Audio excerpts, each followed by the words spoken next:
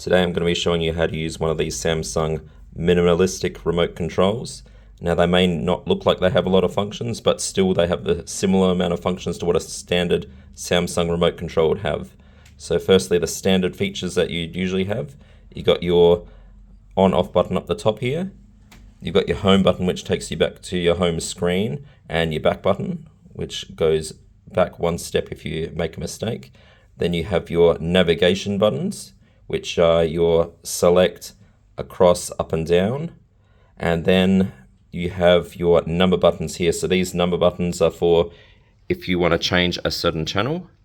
You'll have the numbers at the top here, and you just type in the numbers that you want to select for the TV show you want to watch.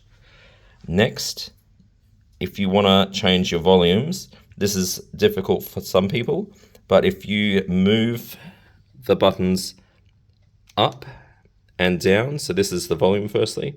If you press up, it will increase the volume. If you press down, it will decrease the volume, and pressing in will mute the screen. So that's obviously muted, and then that's volume up for pressing up,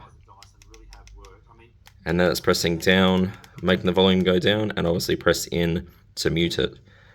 Now if you want to change the channels, same situation with the channel buttons. Pressing up will flick through the channels. Pressing down will flick down through the channels.